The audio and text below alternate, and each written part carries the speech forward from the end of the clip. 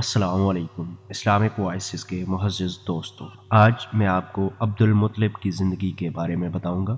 سقایا اور رفادہ کا منصب ہاشم کے بعد ان کے بھائی مطلب کو ملا۔ یہ بھی اپنی قوم میں بڑی خوبی و اعزاز کے مالک تھے، ان کی بات ٹالی نہیں جاتی تھی۔ ان کے سخاوت کے سبب قریش نے ان کا لقب فیاض رکھا تھا۔ جب شیبہ یعنی عبد المطلب 10-12 برس کے ہو گئے تو مطلب کو ان کا علم ہوا اور وہ انہیں لینے کے لیے روانہ ہوئے۔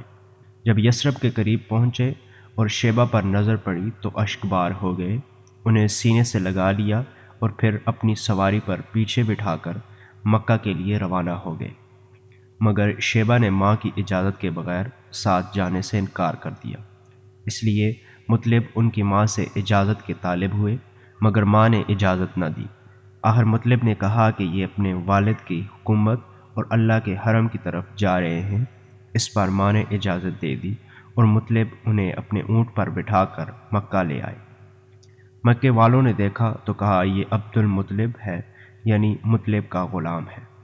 مطلب نے کہا نہیں نہیں، یہ میرا بھتیجا یعنی میرے بھائی ہاشم کا لڑکا ہے۔ پھر شیبہ نے مطلب کے پاس پرورش پائی اور جوان ہوئے۔ اس کے بعد مقام ردمان یمن میں مطلب کی وفات ہو گئی اور ان کے چھوڑے ہوئے مناصب عبد المطلب کو حاصل ہوئے۔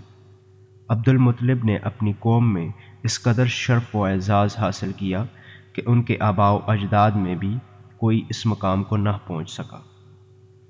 قوم نے انہیں دل سے چاہا اور ان کی بڑی عزت و قدر کی۔ جب مطلب کی وفات ہو گئی تو نوفل نے عبد المطلب کے صحن پر غاصبانہ قبضہ کر لیا۔ عبد المطلب نے قریش کے کچھ لوگوں سے اپنے چچا کے خلاف مدد چاہی، لیکن انہوں نے یہ کہہ کر معذرت کر دی کہ ہم تمہارے اور تمہارے چچا کے درمیان داخل نہیں ہو سکتے۔ آخر عبد المطلب نے بنی نجار میں اپنے ماموں کو کچھ اشعار لکھ بھیجے جس میں ان سے مدد کی درخواست کی تھی۔ جواب میں ان کے ماموں ابو سعد بن عدی 80 سوار لے کر روانہ ہوئے اور مکہ کے قریب ابتہ میں اترے۔ عبد المطلب نے وہیں ملاقات کی اور کہا ماموں جان گھر تشریف لے جائیں۔ ابو سعد نے کہا نہیں، خدا کی قسم، یہاں تک کہ نوفل سے مل لوں۔ اس کے بعد ابو سعد آگے بڑھے اور نوفل کے سر پر آن کھڑے ہوئے۔ نوفل حتیم میں مشائخ قریش کے ہمراہ بیٹھے تھے۔ ابو سعد نے تلوار بے نیام کرتے ہوئے کہا اس گھر کے رب کی قسم، اگر تم نے میرے بھانجے کی زمین واپس نہ کی تو یہ تلوار تمہارے اندر پیوست کر دوں گا۔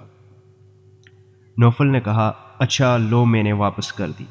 اس پر ابو سعد نے مشائخ قریش کو گواہ بنایا، پھر عبد المطلب کے گھر گئے اور 3 روز مقیم رہ کر عمرہ کرنے کے بعد مدینہ واپس چلے گئے۔